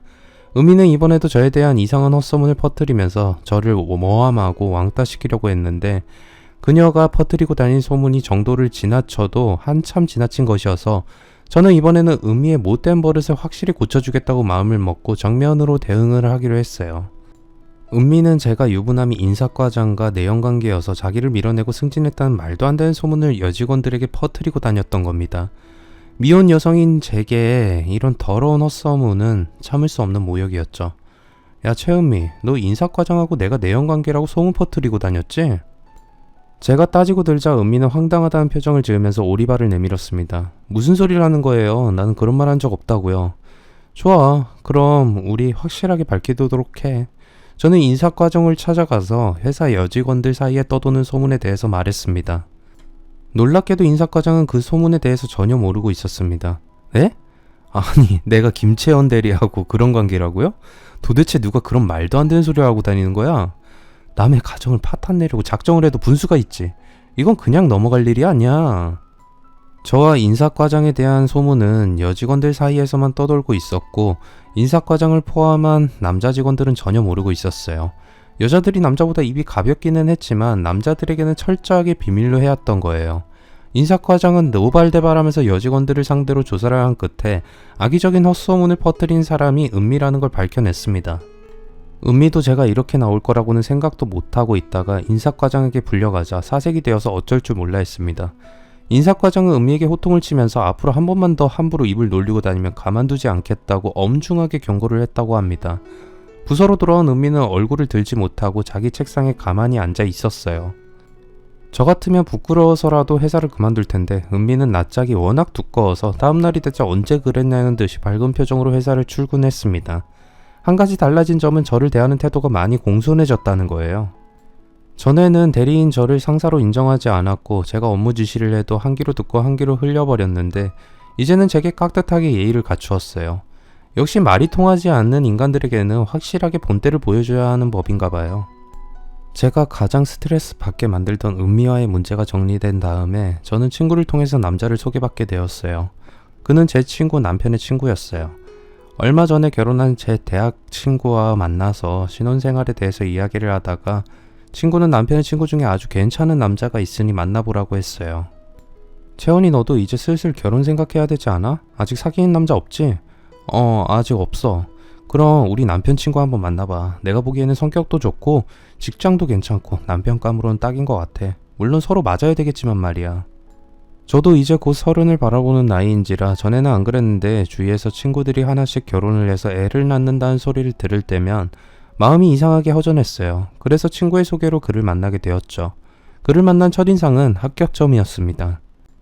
훤칠하게 잘생긴 미남은 아니었지만 호감형 얼굴이었고 차분한 성격에 처음 만나서 서로 어색한 자리인데도 말이 끊어져서 무한한 상황이 생기지 않도록 대화를 끌고 나가서 저를 편하게 만들어 주었어요. 이 정도 남자라면 계속 만나봐도 되겠다는 생각이 들었고 그도 제가 마음에 들었는지 애프터 신청을 했어요. 그렇게 몇 번의 만남을 가진 후에 저희들은 교제를 시작했어요. 그리고 다시 몇 달이 흘렀고 그 남자의 성격이나 좋아하는 것에 대해서도 알게 되면서 결혼을 생각하게 되었습니다. 제가 언제 이 남자가 제게 프로포즈를 할까라는 생각을 할 때쯤 그는 제게 청혼을 했어요. 그의 프로포즈는 아주 특별하진 않았어요. 저녁에 만나기로 해서 그가 예약해 놓았던 레스토랑으로 가자 그는 레스토랑을 통째로 빌려서 저만을 위한 청혼을 준비해 놓고 있었어요. 풍선과 꽃으로 장식을 해놓은 테이블에는 약혼 반지가 놓여 있었어요. 채원아, 너와 평생을 함께하고 싶다는 게 내 마음이야. 받아줄래? 내심 기다리고 있던 말이었어요. 저희들은 약혼식 같은 건 생략하고 바로 결혼 준비를 하기로 했습니다. 며칠 후에 그는 자기 여동생을 처음으로 소개해 주겠다고 했어요. 그와 연애를 하면서 시댁 식구들을 만나는 거 처음이어서 저는 약간 긴장을 하고 약속 장소에 나갔습니다. 그런데 그곳에는 저는 은미를 보게 되었어요. 저와 결혼을 약속한 그의 여동생이 은미였던 거죠. 은미도 저를 보자 웃고 있던 얼굴이 바로 굳어졌어요. 하지만 곧 다시 활짝 웃으면서 인사를 했어요. 어머, 대리님이 제 오빠와 사귀고 있었다니 이게 웬일이야. 정말 잘됐다. 남편도 그날 저와 은미가 같은 부서에 근무하는 동료라는 걸 알게 되었어요. 은미는 남편에게 저에 대한 칭찬을 늘어놓았어요. 대리님은 내가 제일 좋아하는 사람이야. 대리님이 나를 너무 잘 챙겨줘서 항상 고맙게 생각하고 있었는데 세상에 오빠랑 사귀고 있을 줄은 꿈에도 몰랐어. 그래? 야, 이건 정말 대단한 인연인데? 우리가 만난 건 우연이 아니고 필연적으로 정해진 운명이야. 남편은 은미가 저에 대한 칭찬을 늘어놓자 저희들이 잘 지내는 사이라고 생각했어요. 하지만 저는 어이가 없었어요. 어떻게 입에 침도 안 바르고 저런 거짓말을 늘어놓을 수 있는지 무섭다는 생각까지 들었습니다. 은미는 제가 직장 상사이자 새언니가 되면 너무 좋을 거라고 너스레를 떨어댔습니다. 그러다가 남편이 전화를 받으러 잠깐 자리를 비우자 은미는 정색을 하고 제게 말했어요.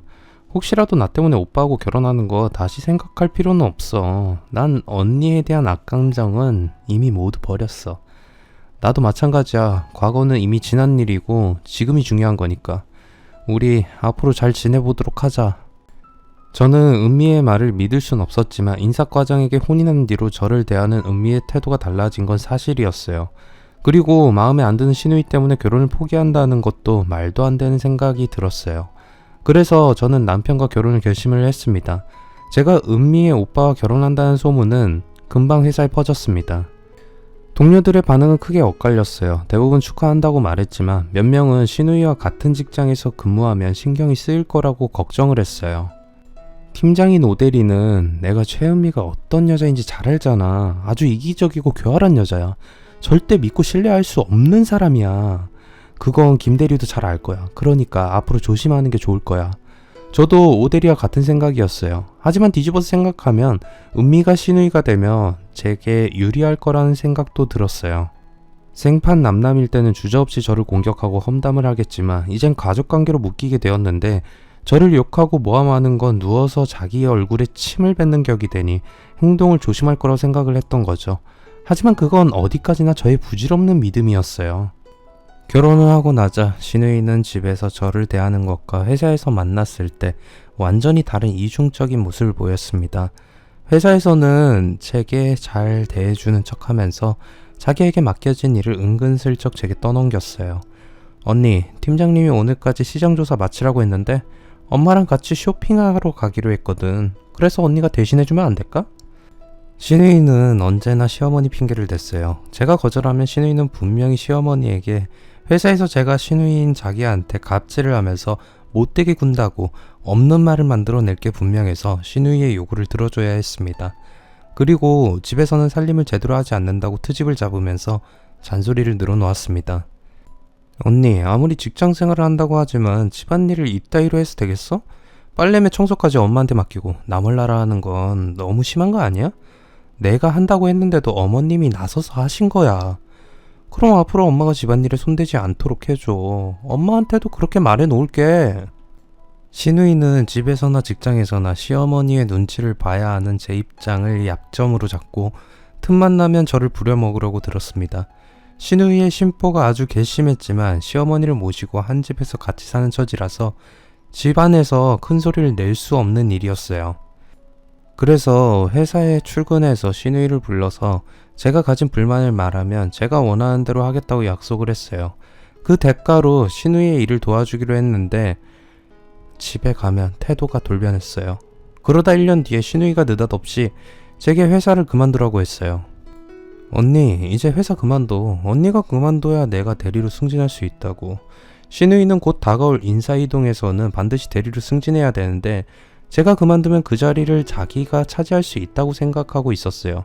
하지만 저는 회사를 그만둘 생각이 전혀 없었어요. 남편과도 결혼 전에 애를 낳은 뒤에도 직장 생활을 계속하기로 합의를 봤습니다. 난 계속 직장 다닐 거야. 지금도 그렇고 애를 낳은 뒤에도 계속 할 거야. 그러니까 괜히 나한테 회사를 그만두라는 말은 안 했으면 좋겠어. 그리고 승진은 자기 능력으로 하는 거야. 내가 그만둔다고 네가 그 자리를 차지하게 되는 건 아니야. 저는 분명하게 제 입장을 말했지만 신우이는 계속 제게 퇴직하라고 요구했어요. 그래도 제가 마음을 바꾸지 않자 다급해진 신우이는 시어머니와 남편까지 동원해서 저를 설득했습니다. 얘야, 너도 이제 회사 그만두고 애를 가질 준비를 하는 건 어떠냐? 네 나이도 30이고 우리 집이 너까지 나서서 돈을 벌어야 할 정도로 어렵진 않잖아. 어머니, 저는 돈 때문에 직장 생활을 하는 것도 있지만 더 중요한 건 회사에서 인정받으면서 사회생활을 하는 거예요. 아직은 집에서 살림만 하는 전업주부가 되고 싶은 생각은 없어요. 시어머니도 제게 집에서 살림만 하라고 말씀하셨지만 저는 입장을 바꾸지 않았습니다. 그러자 남편까지 나서서 결혼 전에 했던 약속과는 다르게 회사를 그만두라고 했어요. 여보, 결혼 전에는 계속 직장 생활하기로 했잖아. 그런데 왜 마음이 변한 거야? 가만히 생각해보니까 곧 애도 가져야 하고 내 친구들 아내도 봐도 전부 애를 가지고 나면 자연스럽게 회사를 그만두더라고. 회사에서도 아마 그걸 원할 거야. 그러니까 이참에 그만둬. 은미도 당신이 그만두면 승진할 수 있다고 하잖아. 이제 보니 당신은 신우이 승진 때문에 나보고 회사를 그만두라고 하는 거였네. 아니, 꼭 그런 건 아닌데 남편은 말을 얼버무렸어요. 그렇다고 포기한 건 아니어서 시댁 식구 전체가 매일같이 제게 회사를 그만두라고 노래를 부르니 저도 손을 들고 말았습니다. 제가 사직서를 내자 팀장인 오대리는 무척이나 아쉬운 눈빛으로 저를 쳐다보았습니다. 김대리는 내가 참 아끼는 후배인데 이렇게 일찍 회사를 그만두다니 참 안타깝고 서운하네. 저도 그래요. 오대리님과 같이 오래 일하고 싶었는데 제 개인 사정상 그만둘 수밖에 없네요. 모르긴 해도 김대리 신우이 은미 때문이겠지? 오대리는 제가 말하지 않아도 전후내막을 다 알고 있었어요. 그리고 은미가 대리 승진을 위해서 여러 가지로 상사들에게 아부도 하고 동료들에게 점수를 따기 위해서 많은 노력을 하고 있다고 했습니다. 이번에 회사 내규가 많이 달라졌어. 그래서 업무 평가에서 낮은 점수를 받았더라도 오래 근무를 했고 다른 직원들의 평가가 좋으면 승진할 수 있어. 능력이 없어도 짬밥이 오래되면 승진시켜준다는 거야. 신우이는 달라진 회사 내규만 믿고 저를 밀어내면 승진할 수 있다고 생각하게 된 것 같았어요. 신우이의 예감은 적중해서 제가 그만두고 한 달 뒤에 인사이동해서 신우이는 대리가 되었어요.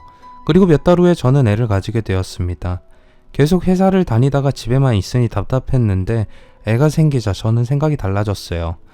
여자의 인생이란 최종적으로는 엄마가 되는 것으로 끝난다는 생각을 하게 되었던 거죠. 처음에는 어떤 애가 나올까 기대가 되어서 설레었는데 배가 점점 불러오면서 집안일을 하는 게 힘에 부치게 되었어요. 그런데 신우이는 직장 생활을 핑계로 집안일을 전혀 도와주지 않았습니다. 심지어 시어머니가 저를 도와주려고 해도 아니 엄마 그런 건 언니가 하도록 내버려둬 왜 엄마가 나서 라고 하면서 시어머니를 말리기도 했어요. 제가 애를 낳은 다음에도 신우이는 시어머니가 육아를 돕는 걸 사사건건 방해하면서 저를 힘들게 만들었습니다. 하지만 곧 제게도 좋은 일이 생겼어요. 저를 힘들게 만들었던 신우이가 결혼을 하게 된 거죠. 신우이에게는 1년 정도 사귀던 남자가 있었는데 결혼을 하게 된 겁니다. 저는 이제야 신우이의 괴롭힘에서 벗어날 수 있다는 희망에 부풀어서 만세를 불렀습니다. 그런데 신우이의 결혼은 제게 호재가 아니라 지독한 악재였어요. 신우이는 결혼 후 5개월 만에 애를 낳았습니다. 신우이는 결혼 전에 뱃속에 애를 가지고 있었고 그래서 서둘러 결혼식을 올렸던 거죠. 더 기가 막힌 일은 신우이는 저와는 반대로 애를 낳고도 계속 직장을 다니겠다고 했습니다. 그리고 애를 제게 떠넘겼어요. 언니, 애를 하나 키우나 둘을 키우나 마찬가지 아니야? 언니는 어차피 집에서 살림만 하게 됐지만 나는 계속 직장을 다녀야 하니 언니가 애를 키워줘. 신우이는 당연하다는 듯이 말했어요. 시어머니도 신우이 편을 들었어요. 그래, 잘 생각했다. 요즘은 남자나 여자나 집에만 있어서는 안 되고 사회생활을 해야 돼. 애는 걱정하지 마라. 네 새언니하고 내가 잘 키울 테니까. 둘은 정작 제 생각은 물어보지도 않고 결정을 해버렸습니다. 그날부터 저는 젖먹이 둘을 떠맡아서 하루 종일 돌봐야 했어요. 시어머니는 저를 도와준다고 말은 했지만 아무것도 하지 않았어요. 제가 집안을 치우는 동안 애가 울면 시어머니는 얘야, 애 울잖아. 어서 분유 먹이지 않고 뭐하니? 라고 말만 하셨어요. 처음에 신우이는 아침에 애를 맡기고 퇴근을 하면 시댁에 와서 애를 데리고 갔는데 몇 달이 지나자 평일에는 애를 데리고 오지도 않았고 주말에도 아주버님이 와서 데리고 갔어요. 그러더니 조금 더 지나자 이젠 주말에도 애를 데리러 오지 않는 경우도 있었습니다. 어떤 날은 토요일 밤이 되면 신우이는 제게 전화를 해서 언니, 오늘은 내가 약속이 있어서 못 갈 것 같아. 내일 갈게. 신우이는 잔뜩 취한 목소리로 횡설수설했고 주변에서 남자의 말소리가 들렸습니다. 아무리 직장 생활을 한다고 해도 애가 있는 유부녀가 주말에 술에 취해서 애를 데리고 오지 않는다는 건 납득이 안 되는 행동이었어요. 그리고 얼마 후에 저는 신우이가 감추고 있던 충격적인 비밀을 알게 되었습니다. 어느 날 전 직장 상사인 오대리가 저를 만나자고 했어요. 오대리는 이제 대리가 아니라 과장이었어요. 저는 그녀가 승진했다는 걸 그때 알았고 축하한다고 말했어요.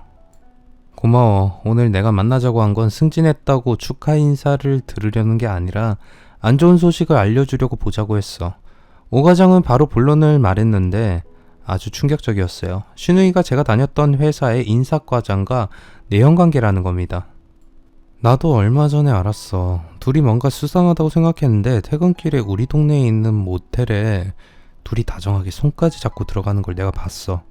오 과장과 인사과장의 집은 같은 동네에 있다고 했어요. 집에 가는 길에 모텔 앞에서 둘을 봤다는 거죠. 인사과장은 대담하게 자기 집이 있는 동네의 모텔에 내연녀인 신우이를 데리고 갔던 거예요. 어쩌면 최은미가 대리로 승진한 것도 인사과장이 뒤에서 힘을 써줘서 가능했던 것 같아. 어디까지나 추측이지만 말이야. 오 과장은 신우이가 대리가 되기 전부터, 그러니까 제가 회사를 그만둔 다음부터 인사과장과 내연관계를 맺었을 거라고 했어요. 신우이가 끈질기게 저의 퇴직을 원했던 것도 인사과장의 내연관계를 들키지 않으려고 그랬던 것 같았습니다. 아주버님은 건설회사에서 일하고 있어서 지방으로 출장을 가는 일이 자주 있었어요. 그리고 애는 제가 봐주고 있으니 신우이는 완전히 자유로운 몸이었죠. 오 과장은 둘이 모텔에 들어가는 것은 봤지만 그것만으로 둘의 관계를 단정 지을 수는 없으니 확실하게 알아보라고 말했습니다. 만약 오 과장의 말이 사실이라면 이건 그냥 넘어갈 문제가 아니었어요. 그날부터 저의 고민은 시작이 되었습니다. 시어머니와 남편에게 먼저 알려서 아주버님이 알기 전에 신우이가 내연관계를 정리하도록 만들어야 하나, 아니면 신우이의 뒤를 캐서 증거를 잡은 다음에 아주버님에게 알려서 몇 년 동안이나 끈질기게 저를 괴롭힌 신우이의 버릇을 확실하게 고쳐야 하나, 무척이나 고민이 되었습니다. 일주일 넘게 고민하던 저는 결정을 내렸습니다.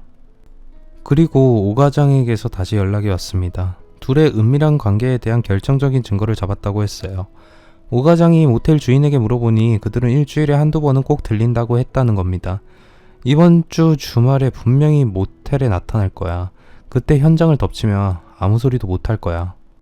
저는 출장을 가 있는 아주버님에게 이 사실을 알렸습니다. 그는 만사 제쳐두고 서울로 올라왔고 토요일 밤에 모텔로 갔습니다. 모텔 주인은 신우이와 인사과장이 들어가 있는 방으로 그를 안내해 주었다고 합니다. 남편이 출장을 가 있으니 마음 놓고 둘만의 시간을 즐기던 신우이는 갑자기 들이닥친 아주버님을 보고 기겁을 하고 말았죠. 변명의 여지가 없는 현장을 들킨 신우이는 아무 말도 할 수가 없었습니다. 신우이의 분류는 시댁에도 알려졌습니다. 시어머니는 충격을 받고 쓰러지고 마셨어요. 신우이는 애를 생각해서라도 한 번만 용서해달라고 울면서 빌었지만 아주버님은 다른 건 모두 용서해도 불륜만은 용서할 수 없다고 말하면서 이혼 소송을 제기했습니다. 신우이는 이혼을 당하고 시댁으로 돌아왔습니다. 아주 잘났다. 네 새언니 그렇게 부려먹고 괴롭히더니 네가 천벌을 받은 거야. 남편은 화가 나서 신우이에게 한바탕 매타작을 했습니다. 신우이 덕분에 시댁은 엄청난 타격을 입게 되었어요. 신우이 전 남편에게 줘야 하는 위자료 때문에 남편이 모아두었던 돈까지 털어 넣어야 했죠. 신우이는 이제 남편과 제게 얼굴도 들지 못하는 처지가 되고 말았습니다. 그렇지만 모두 자업자득이었어요. 시댁의 형편이 어려워지자 저는 다시 회사에 복직을 하겠다고 말했어요. 신우이 때문에 형편이 어려워졌으니 저라도 나서서 직장을 다시 다녀야 되겠어요. 저는 신우이에게 이제부터 제 아들과 그녀가 낳은 딸을 신우이에게 돌보라고 시켰습니다. 신우이도 제 말을 거부할 수는 없었어요. 같은 회사 상사와 바람을 피우다가 이혼을 당한 신우이는 아무리 뻔뻔스럽다고 해도 회사를 계속 다닐 수 없는 노릇이었죠. 저는 회사에 복직 신청을 했는데 다행히도 오 과장이 적극 추천해줘서 복직이 되었습니다. 지금 저는 직장에서 능력을 인정받으면서 열심히 일을 하고 있고 신우이는 오늘도 열심히 제 아들과 자기 딸을 돌보고 있습니다. 이제는 확실히 정신을 차렸다고 믿고 싶습니다. 긴 글 읽어주셔서 감사합니다. 구독, 좋아요, 알람 설정 부탁드립니다.